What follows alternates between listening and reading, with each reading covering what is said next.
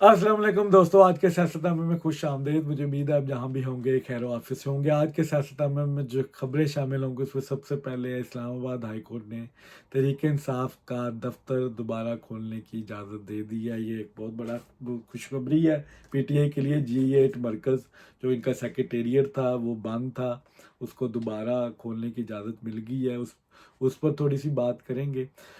अदलिया और फौज आपस में आमने सामने हो गए, फाइनल राउंड शुरू हो गया, इस पर डिटेल बात करूंगा। और आखिर में तौहीने जो बाबर सत्तार, तौहीने अदालत की एक दरख्वास्त थी बाबर सत्तार के हवाले से, और तौहीने अदालत के नोटिस कुछ मुस्तफ़ा कमाल और फैसल वाडा को भी हुए, उस पर भी बात करेंगे।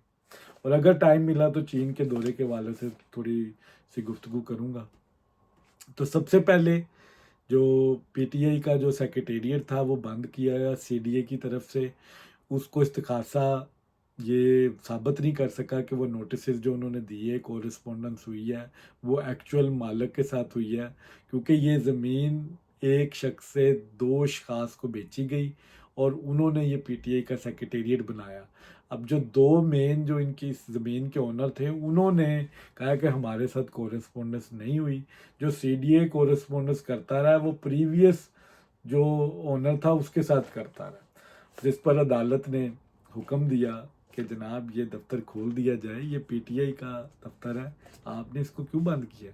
तो ये पीटीआई के लिए बहुत बड़ी खुशखबरी है कि उनको मुसलसल कंटिन्यूटी रिलीफ मिल रहा है अदालत की तरफ से।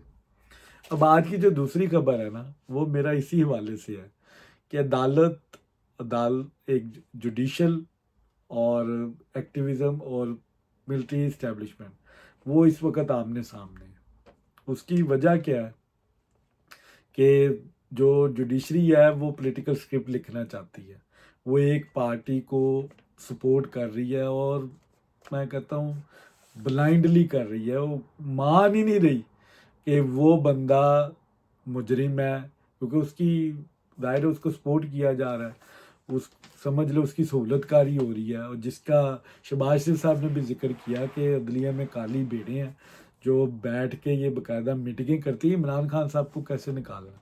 अब मिलिट्री इस्टेब्लिशमेंट यहाँ पे खामोश है और वो मुसलसल इस चीज़ का इजहार भी कर रहे हैं कि डिजिटल टेररिज्म हो रहा है, 9 मई को हमने नहीं छोड़ना। फिर ये एक और इन्होंने सोशल मीडिया पे कंपेन की मुजीबुर रहमान के हवाले से, जिसमें आसम मनीर को टारगेट किया, पूरी मिलिट्री को इन्होंने दागदार किया। और मतलब फौज और अदलिया इस वक्त आमने सामने है, ये फाइनल राउंड है। इसमें अब जीतता कौन है? वो हमेशा फौज ही जीतती है, जो पाकिस्तान की हिस्ट्री है। जुडिशल जो साइड पे जो जजेस बैठे हैं इनको शायद अंदाज़ा नहीं है कि आप पॉलिटिकल स्क्रिप्ट आप लिख नहीं सकते, ये हिस्ट्री में नहीं ऐसा हुआ। आप यूज़ होते हैं, आप इनके साथ मिलके कार्रवाइयाँ डालते रहे हैं। आज आपकी राहें जुदा हैं, क्योंकि इमरान खान को लेके मिलिट्री इस्टेब्लिशमेंट अलहदा है, आपके तासुरात अलहदा है इमरान खान के बारे में। आप समझते हैं कि उसको रिलीफ मिलना चाहिए, तो ठीक है, ये आपकी मर्ज़ी है, लेकिन आप अबव द लॉ जाके आप दे रहे हैं। अदालतें आज मान नहीं रही कि तोशा खाना कोई जुर्म है। साइफर अदालतें मानती नहीं है कि ये जुर्म है। टैरन वाइट का केस अदालतें नहीं मानती कि ये कोई केस है। अगर साबका वज़ीर आज़म नवाज शरीफ साहब को आप सिर्फ बेटे से तनख्वाह ना लेने पर निकलवा सकती है मिलिट्री इस्टेब्लिशमेंट, तो टैरन वाइट का केस तो ब्लैक एंड वाइट है। उसकी कस्टडी इस वक्त इमरान खान साहब के पास है, जमाइमा के पास है लंदन में। टैरन वाइट इमरान खान साहब की बेटी है, तो फिर अदालतें क्यों नहीं पूछ सकती कि आप इमरान खान साहब क्या एफिडेविट दे सकते हैं कि बेटी है आपकी या नहीं। इस पर आज तक अदालतें इमरान खान साहब से नहीं पूछ सकी। 190 मिलियन का केस मानती नहीं है अदालत की ये करप्शन है। जो उसने घड़ियां बेची हैं वो नहीं मानते कि ये कोई करप्शन उसने की हुई है। अब ये साइफर घुमा दिया इमरान खान साहब ने, एक ऑफिशियल सीक्रेट डॉक्यूमेंट की जिस तरह डिकोडेड की, इसको जलसों में लहराया और ऑडियो लीक्स मौजूद हैं, आज़म खान की गवाही है, फिर जो पाकिस्तान का सफ़ीर था अमेरिका में मजीद, उसकी गवाही मौजूद है। उसके बावजूद अदालतें नहीं मानती। کہ سائفر عمران خان صاحب اس میں ملزم ہیں. ان کو باقاعدہ جوڈیشل کرنے کی بجائے یا مزید انکوائری کو بڑھانے کی بجائے ان کو بری کر دیا کہ ان کو اگر وہ کسی اور کیس میں مطلوب نہیں ہے تو ان کو آزاد کر دیا جائے. عدالتیں بزد ہیں کہ انہوں نے عمران خان صاحب کو بچانا ہے. دوسری طرف ملٹری اسٹیبلشمنٹ وہ عدالتوں کی طرف دیکھ رہی ہے کہ یہ کیا مذاق ہو رہا ہے. اگر عدالتیں عمران خان صاحب کو بچا دیتی ہیں، باہر نکال دیتی ہیں، تو پاکستان کا نظام چل سکے گا. یہ جو اس وقت نارملائزیشن کی سچویشن ہے، پولیٹیکل پارٹیز پورا زور لگا رہی ہیں پاکستان میں مہنگائی کا خاتمہ ہو. بلومبرگ کی رپورٹیں آ رہی ہیں کہ پاکستان واحد کنٹری ہے ساؤتھ ایشیا کا جس نے تیزی سے مہنگائی میں کمی کی ہے. دالوں کی قیمتیں نیچے آئی ہیں، پیٹرول کی پرائسز نیچے گئی ہیں، ویٹ کی پرائسز نیچے گئی ہیں، روٹی 10 روپے کی بک رہی ہے، 12 روپے کی بک رہی ہے. ہر چیز جو عام آدمی کے استعمال میں آتا ہے اس کی پرائسز نیچے آ رہی ہیں. تو تکلیف کیوں ہو رہی ہے ملٹری یہ جوڈیشل اسٹیبلشمنٹ کو؟ کیونکہ وہ پولیٹیکل اسٹیپ وہ لکھنا چاہتے ہیں، ان کے اپنے اسٹیک ہیں، ان کی اپنی ایک پارٹی انہوں نے بنائی ہوئی ہے. آج جسٹس عامر فاروق صاحب کے فیصلے پہ کوئی اعتراض نہیں کرتا. آج پی ٹی آئی جس طرح کی زبان یوز کرتی رہی ہے جسٹس فائز عیسیٰ کے بارے میں اور عامر فاروق کے بارے میں، آج ان کو بالکل ندامت نہیں ہے، نہ انہوں نے معافی مانگی ہے، نہ ان کے خلاف کوئی توہین عدالت ہوئی ہے. اس پر بھی میں بات کروں گا آگے. فی الحال جو میچ چل رہا ہے فوج اور اسٹیبلشمنٹ کا میچ ہے. اس میں جیتا کون ہے؟ میرے نزدیک جیتنا فوج نے ہے. کس طرح جیتتے ہیں؟ اب کوئی نیا کوئی سمجھ لیں کوئی پی سی او آتا ہے، ان ججز کو فارغ کیا جاتا ہے، آئین توڑا جاتا ہے، یہ اب انہوں نے ڈیسائیڈ کرنا ہے. ملک کو اس طرف لے کے جایا جا رہا ہے جہاں پہ ان ججز کو فارغ کرنے کے علاوہ اب کوئی راستہ نہیں بچا. انہوں نے پاکستان کی ملٹری اسٹیبلشمنٹ کو دیوار کے ساتھ لگایا ہوا ہے. اور یہ بار بار یہ جو آئی ایس آئی کو کبھی بلاتے ہیں، کبھی ان کو کہتے ہیں سیکٹر کمانڈر کو بلاؤ، یہ اسی کی ایک کڑی ہے اور یہ کنٹینیوٹی ہے. یہ کیسا آئی ایس آئی کا پریشر ہے؟ یہ جو 6 ججز نے لکھا کہ آئی ایس آئی ہمیں پریشرائز کرتی ہے کہ عمران خان صاحب کے خلاف فیصلے دو، یہ کیسا پریشر ڈال رہی ہے آئی ایس آئی کہ وہ اس کو سائفر کیس میں بھی بری کر دیا، اس کو توشہ خانہ میں بھی بری کر دیا، عدت کیس کا بھی یہی حال ہوا. یہ کس قسم کا پریشر ہے؟ ایک جج کہتا ہے کہ آپ نے موٹر سائیکلیں نہیں دینی، جو شاید لاہور ہائی کورٹ کا جج ہے. دوسرا جج سپریم کورٹ میں بیٹھ کے کہتا ہے ہم تو کالے پونڈ ہیں. یہ کیا مذاق ہے؟ یہ کس قسم کی پاکستان میں قانون اور آئین کی کوئی بات نہیں ہے.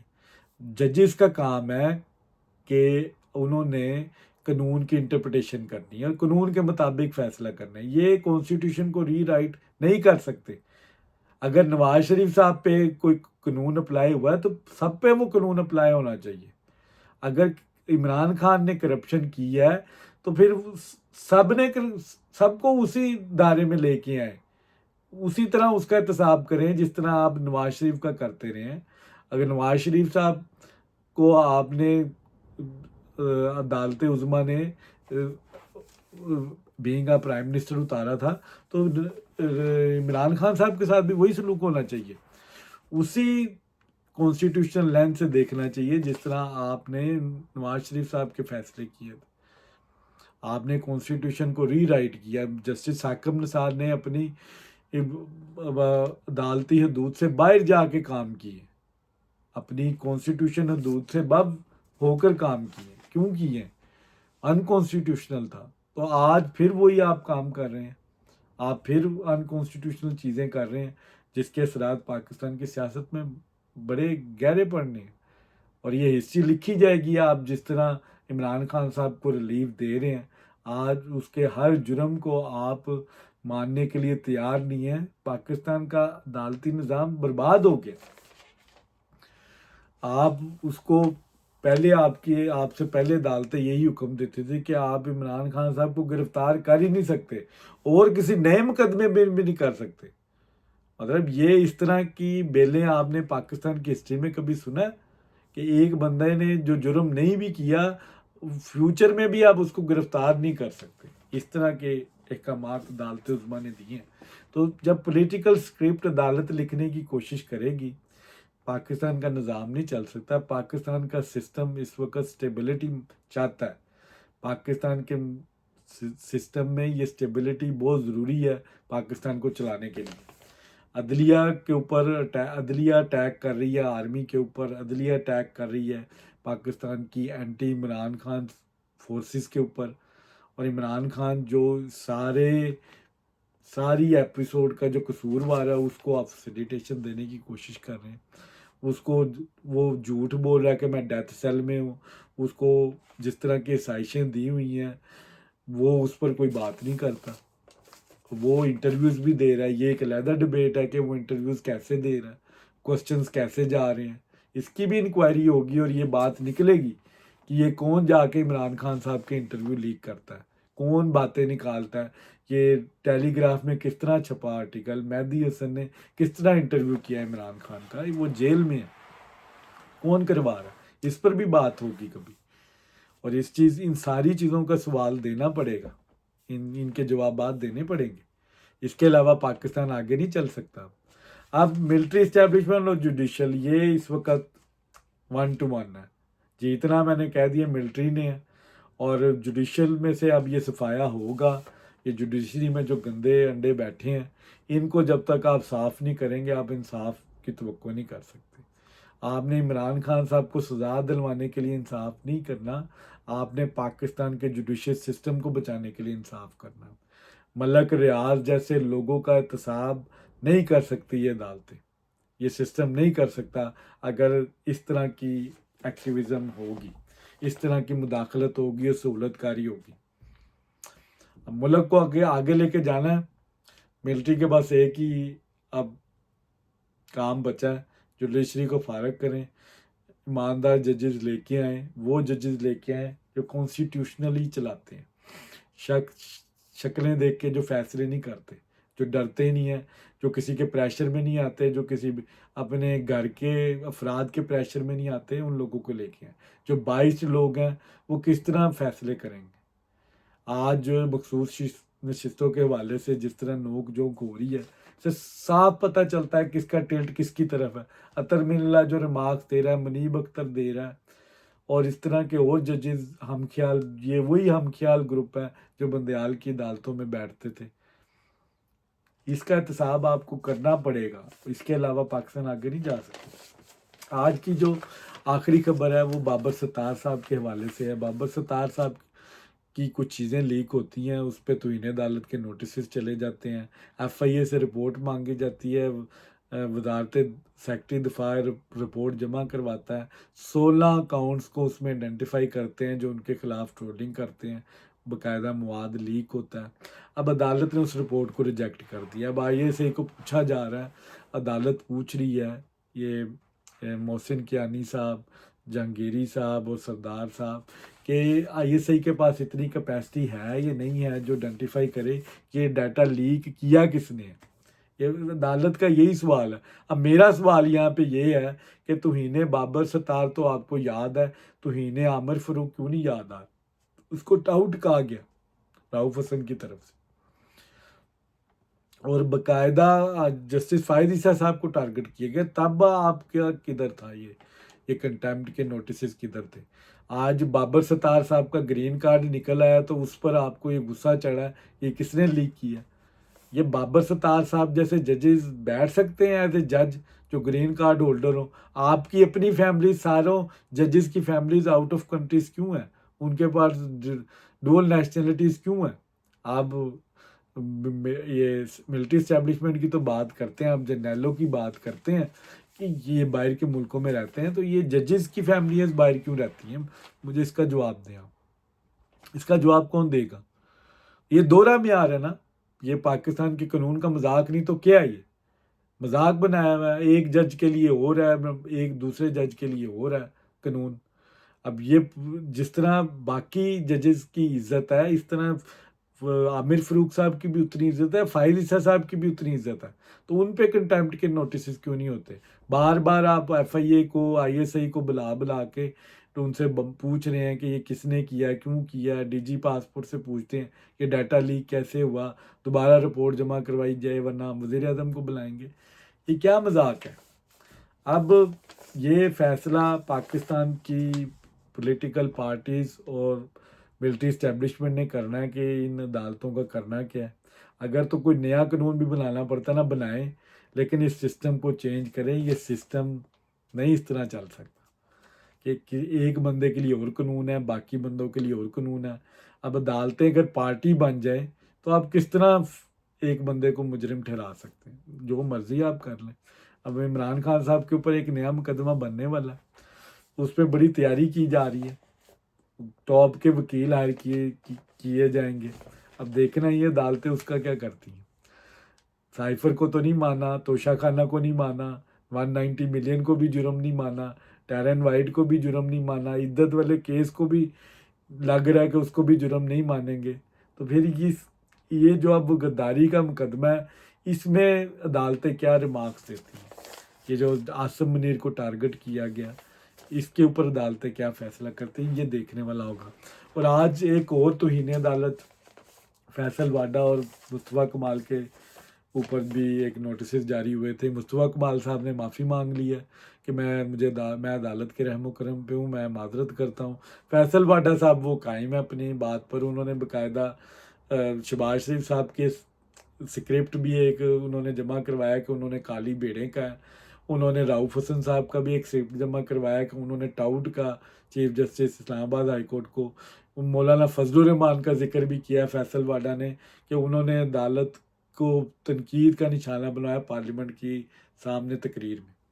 اب فیصلہ پھر اس کیس میں بھی بڑا دیکھتے ہیں کیا ریمارکس آتے ہیں عدالت کی طرف سے، کیونکہ فیصل واڈا سمجھا جاتا ہے کہ وہ ملٹری اسٹیبلشمنٹ کو ریپرزینٹ کرتا ہے، اور وہ اس وقت ڈٹا ہوا اور وہ کہتا ہے کہ میں نے معافی نہیں مانگنی، میں مقابلہ کروں گا اور میں ان کو بتاؤں گا کہ یہ دوہرا معیار ہے قانون کا.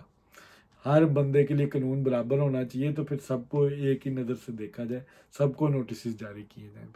پھر مجھے کیوں صرف کیا، مجھے کیوں ٹارگٹ کیا گیا، میں تو کسی کا نام نہیں لے گی. اور الٹا انہوں نے کہا کہ مجھے تو پروکسی کہا گیا کہ اسٹیبلشمنٹ کی. تو اب ثابت کیا جائے، عدالت ثابت کرے. اب جس طرح کے ریمارکس پولیٹیکل دیتی ہیں عدالتیں، یہ بھی نہیں دینے چاہیے. عدالت کو قانون کے مطابق فیصلے کرنے چاہیے. اس وقت اب ٹینس سچویشن ہے، ملک کی پازیٹیو اکانومی پازیٹیو ہے، لیکن جو جوڈیشری کی طرف سے جو مداخلت ہو رہی ہے، مسلسل مداخلت ہو رہی ہے، اس سے ملک کو اب خطرہ ہے، اور سنگین خطرات ہیں. وہ عمران خان صاحب کو ریلیف دینا چاہتے ہیں، اور ملٹری اسٹیبلشمنٹ اور پولیٹیکل پارٹیز نہیں چاہتی کہ عمران خان صاحب باہر آئیں، کیونکہ ملک اس وقت نارمیلٹی کی طرف جا رہا ہے. اگر عمران خان باہر آ جاتا ہے تو یہ نارمیلٹی برقرار نہیں رہ سکتی. مت ہم سوچیں کہ یہ اسٹاک مارکیٹ وہ اسی طرح سٹینڈ کرے گی، ڈالر سٹیڈی رہے گا، مہنگائی اسی طرح کم ہوتی رہے گی. یہ پھر ڈی اسٹیبلٹی کی طرف جائے گا. عمران خان احتجاج کرے گا کیونکہ وہ ایک بضد ہے، ایک ایروگنٹ بندہ ہے. وہ اپنی انا نہیں چھوڑتا، وہ جھکنا نہیں جانتا، وہ لڑے گا. پھر وہ اس نظام کو تباہ کر کے چھوڑے گا. جس طرح علی مین گنڈا پور نے بھی اپنی کے پی کی تقریر میں کہا کہ ہم اس نظام کو نہیں چلنے دیں گے جب تک خان بائی نہیں آئے. اور انہوں نے فاٹا کے لوگوں کے رائٹس یاد آ گئے. جب اپنی ان کی گورنمنٹ تھی تب ان کو کوئی رائٹ یاد نہیں تھا. آج فاٹا کے لوگوں کا نام لے کے اور اپنے حق کی بات کر کے کہ ہمیں ہمارا حق دیا جائے ورنہ ہم اسلام آباد کے اوپر چڑھائی کر دیں گے.